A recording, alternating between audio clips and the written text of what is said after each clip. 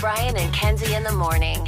And Chicago's alternative all day. Q101. Brian and Kenzie on Q101. Time for Case's movie reviews. And if you're new to the show, here's how it goes. So, coming up on a year now ago, you're really tired of Case, the producer, who's never seen most of the big movies all of us have seen, like Pulp Fiction, like Shawshank Redemption.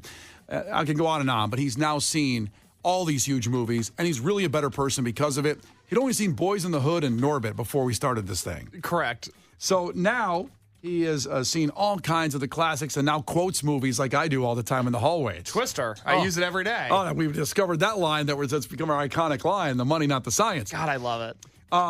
Then Kenzie had the great idea that for October, it should be all horror movies, and the classic, iconic horror movies. We'll start with those. I was like, he needs to understand Halloween costumes. Was like how we did this. I know that maybe there's better ones and there's personal favorites, but there will be another October in the future. You see, I think we needed to start with absolute basics. And me as a kid, I would say this was the biggest Halloween costume, even more than Jason or Michael Myers, Freddy Krueger.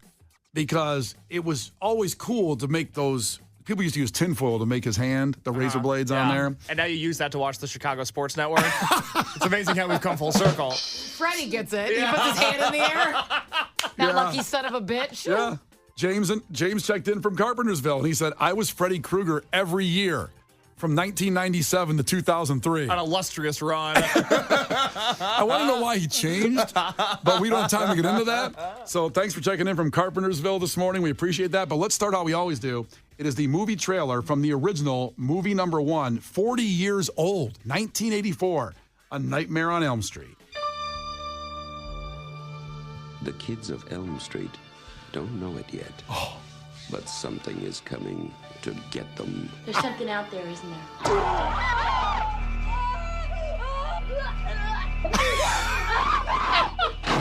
We just see cuts happening. What did that, Lieutenant? I don't know. Tina! What's the coroner got to say? He's in the jar and puking since he saw it. They're gonna kill me for sure. Did you do it? There was somebody else there. He was locked in a room with a girl who went in alive and came out in a rubber bag. No one knows where it came from. It's not funny she's dead. Yeah, what is wrong with you? Nancy, there's something wrong with you. You're imagining things. Nightmare on Elm Street. Do you believe in the boogeyman? No. Whatever you do, don't fall asleep. Wow, this hits. Okay. I love the sound effects. Yeah. It's my favorite. She came out in a rubber bag. Love that guy. All right. Rubber bag's kind of weird, though. Aren't they just a zippy rubber? I guess rubber stops the blood from dripping out of the bag. Maybe. I didn't ever know those things were made out of rubber. We can have that. Save that for another time. That discussion. There are body bag experts out there. Well, there could be usually you say came out in a body bag. True. That's usually that's the correct term, technically. If there's any coroners out there, please check in. Please. But Case, A Nightmare on Elm Street. Give us your review. Yay or nay, and go all the way through your reasoning. So, I guess I don't know what was real in this movie. Yes. Okay. Not in the sense of was this a documentary, but was Freddy Krueger real? Because I don't understand. I watched this entire movie. I don't people understand. were dead. But I don't understand if he was a metaphor and she was asleep the entire time, or if he did this. Do you understand what I'm saying? Well, did you watch it perfectly intently? Were you paying attention? No, I watched it. I'm sorry. It's a little hard for me to buy into a guy that can shapeshift through walls and has claws as a hand. And I wasn't sure if, because the movie is called Nightmare on Elm Street, you see, and nightmares are something you have, but they're a figment of your imagination. I couldn't tell if he was like a guy with a social security number or if he was a guy that was in her nightmare. Okay, so he existed, and then he was killed. Okay. Do you remember that? Sure. They tell that part of the story in the movie. Okay, all right. There's a lot of yapping in this movie.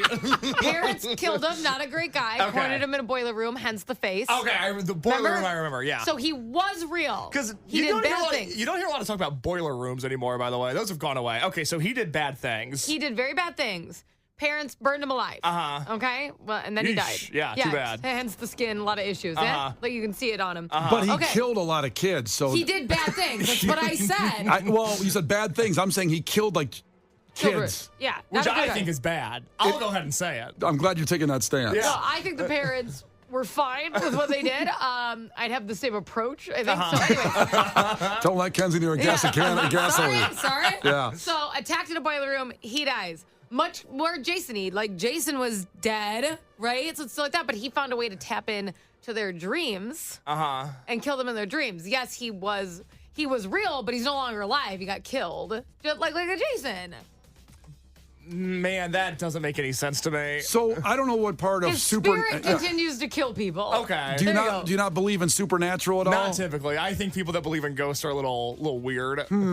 Don't say that and look at me, you piece of crap. That was super unnecessary. Well, That was filled with hate. So now Freddy Krueger was, as we've cleared up, was a bad person. Did not like him. In Jason, he was a good kid that got left alone while they were having sex to drown in the lake. So he's more righteous in killing all these people. What a funny way to... Well, just remember when the mom says that they're fornicating.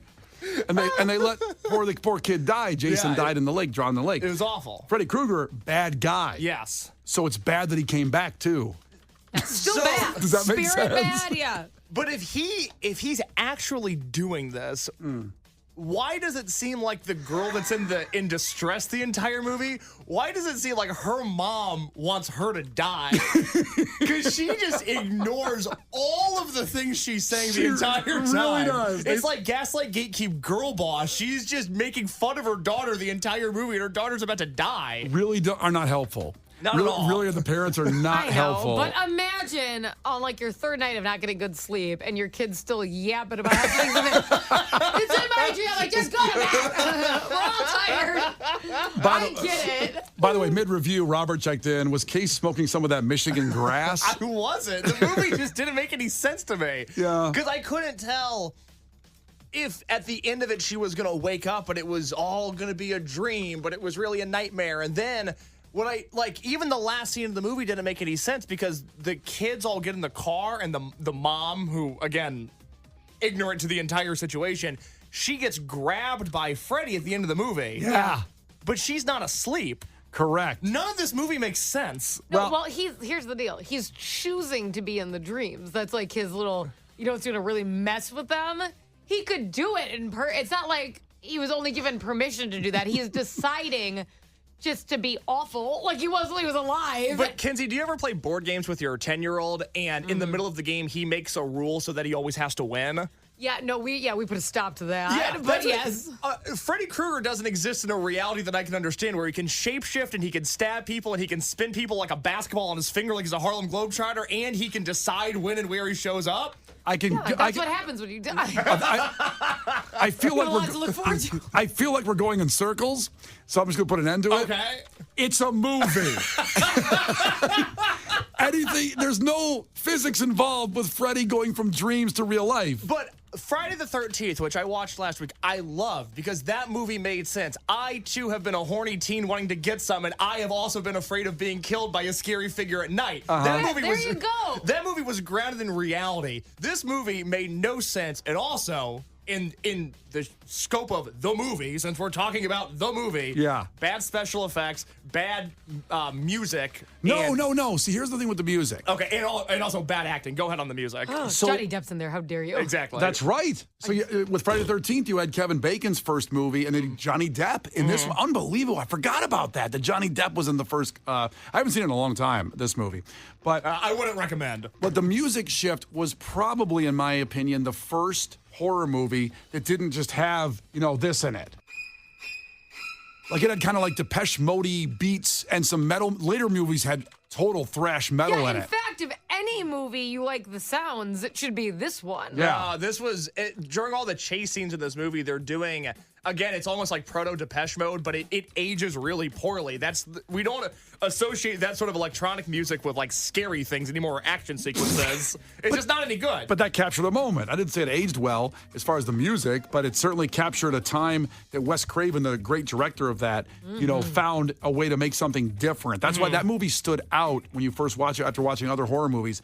It stood out for what its sound and look is. Yeah. Yeah.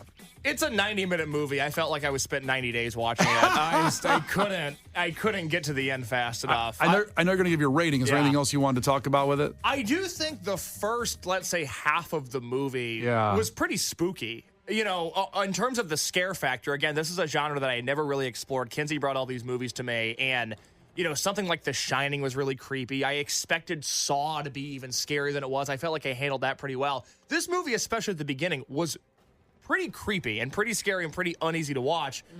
And then it just kept going. And then I didn't understand what was happening. I think you're too old to have watched this movie because when I saw it like I was 13, I was afraid to go to sleep. Yeah. And I saw Freddy in my sleep. Yeah. No, I slept like a baby last night. I wasn't afraid. What, you did your fantasy team before you went to bed? Readjust some players there? I had the Saints defense, so it was tough for me last night. Oh, boy. So I'm just going to give you, before you give your rating, Rotten Tomatoes has this as a 95% certified fresh movie. Yeah, well, I don't trust the lamestream media, Brian, so that means nothing to me. Holy crap. So I have a feeling we got a bad score coming on this one. Yeah. I would give this movie 3 fingers out of 10. Not one that I would recommend. If you're thinking about revisiting, you can go ahead and skip it this weekend. Damn. All right, Okay. well, you know what? I hope your dreams don't go super great this weekend. Brian and Kenzie in the morning.